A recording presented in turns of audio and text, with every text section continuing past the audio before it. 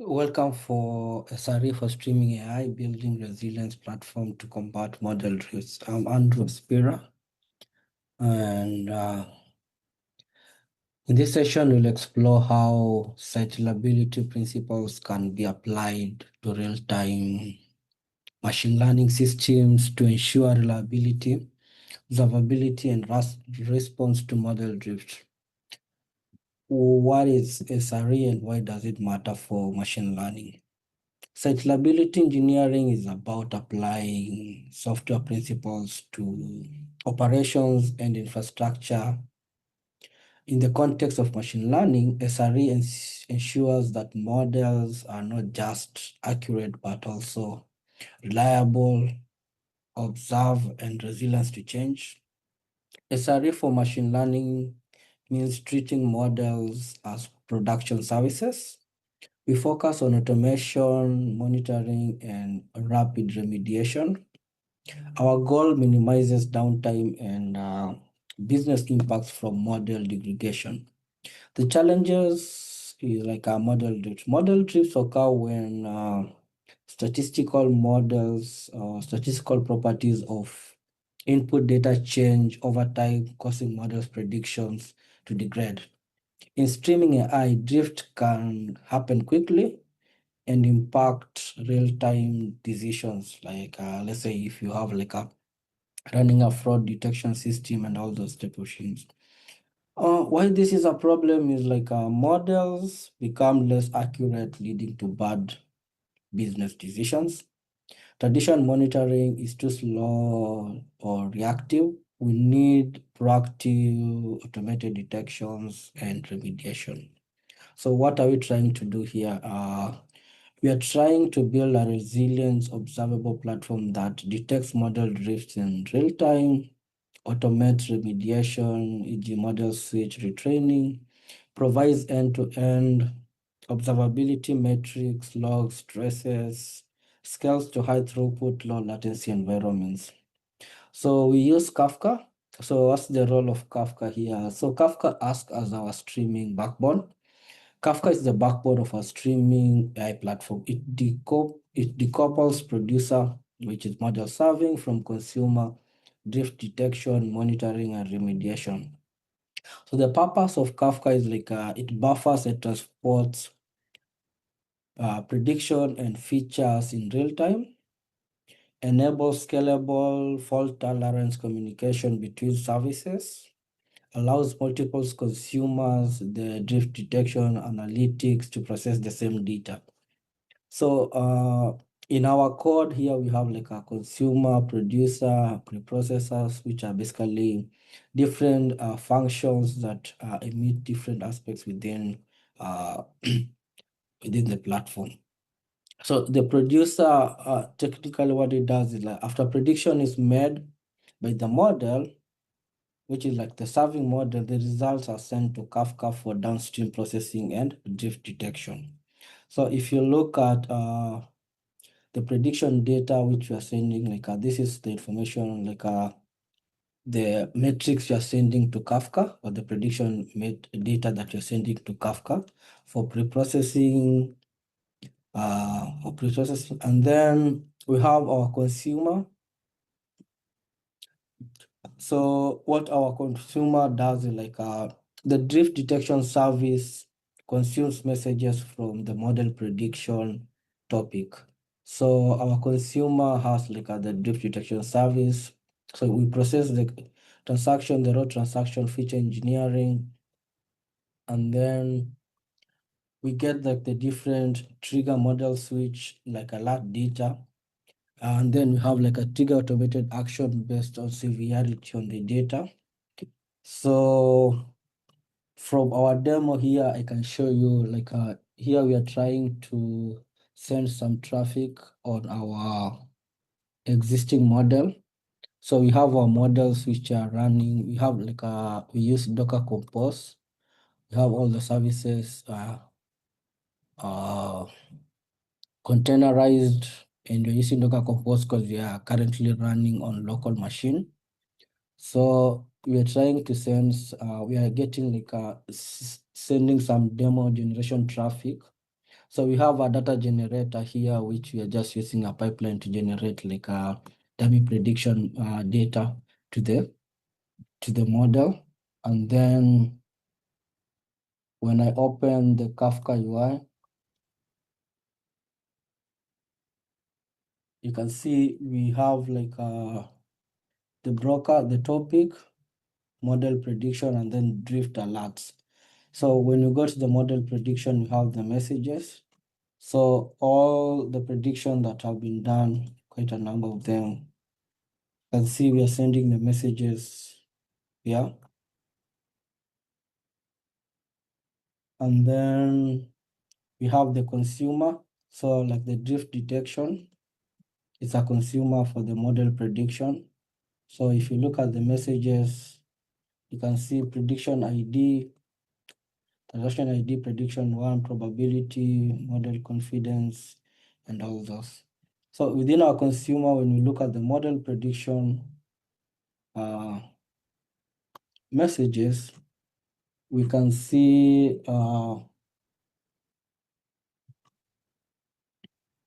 we can see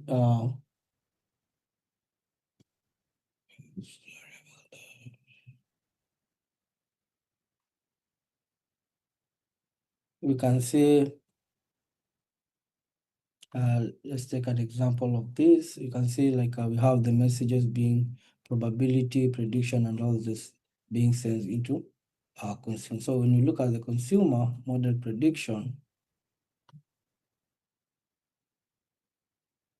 look for the latest ones.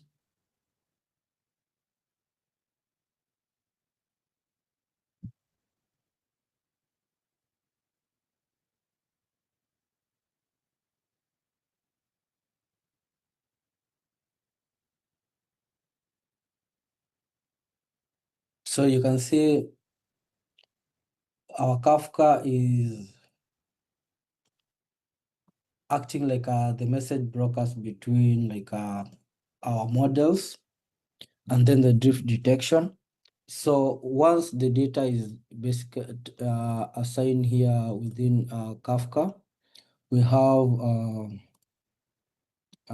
like Prometheus, like Grafana. So you can see like time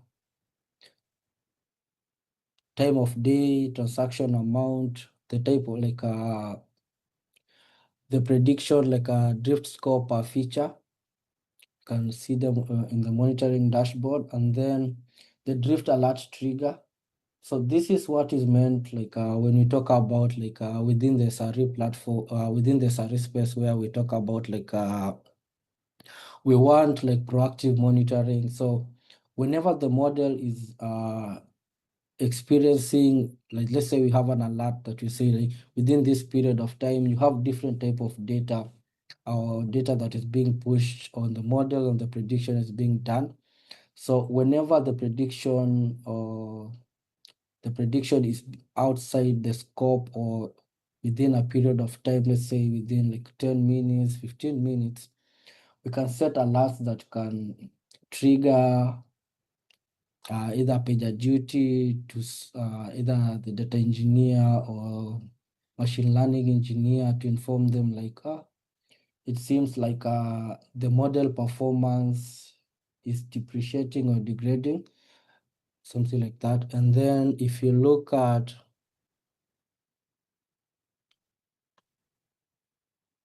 the model performance, so we still are not getting like all the data here so far. So this just shows like the request rates and things like that. So the drift detection service we've talked about. So here we've gone through like a small sample of the end-to-end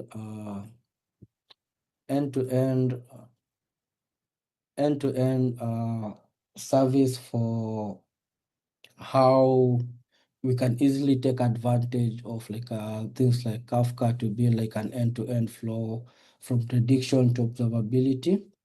So this is just a small samplet which we are still working on to expound on it into much like a bigger ecosystem.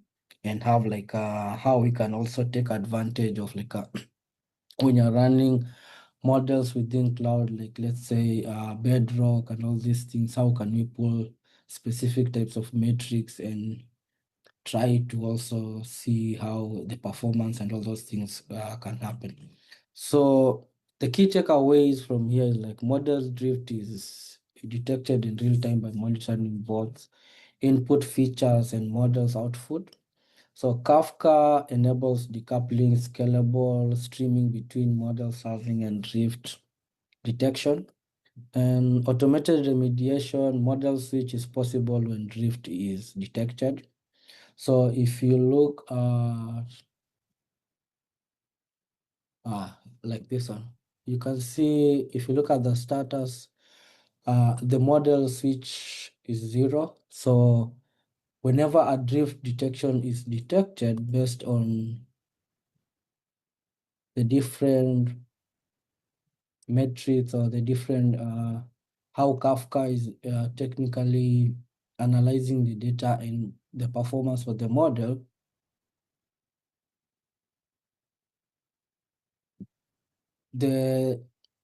you can see here like a drift simulation activated, effect champion degraded, challenge improved, recommendation, monitoring drift detection, and consider switching the models.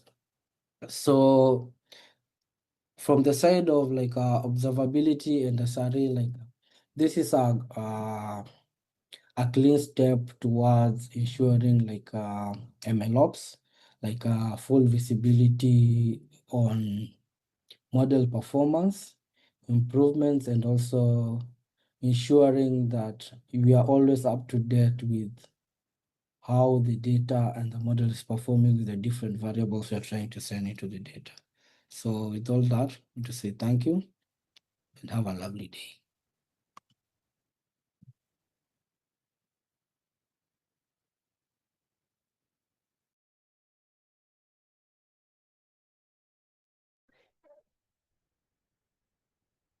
All right, great. Thanks, Andrew.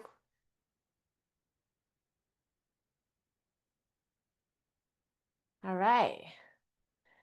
Okay. Thanks for your time, by the way. It was very enlightening. Thank you very much. Now we can take questions from the audience. All right, so we got one. Okay, so how do you feel about fully aut autonomous versus human in the loop for SRE related work? Yeah, so on my side, if you look at how the AI space is going right now, just Mm-hmm. seen Microsoft Azure, and then I've seen like AWS. They are automatically introducing like SRE agentic workflows that are supposed to help like companies to take like SRE processes within the systems, like monitoring and observability aspects. So like this workflow that you are building, so this is more like the first stages of like integrating like the different tools, where we are like trying to build a component of tools and then coming up with a full end-to-end workflow.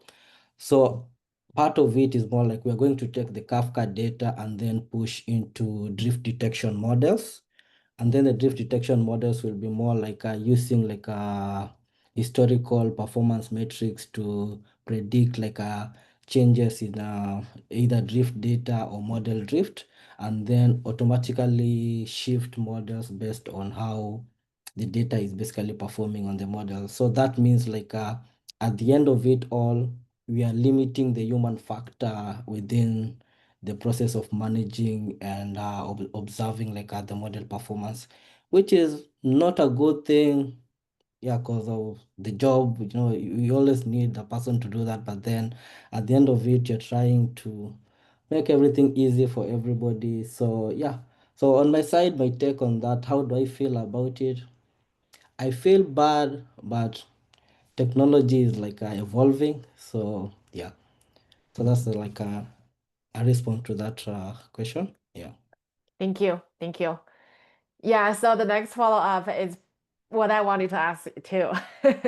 So, do you think these AI agents are going to replace SREs? I don't think so, but they might replace a bigger portion of what SREs can do.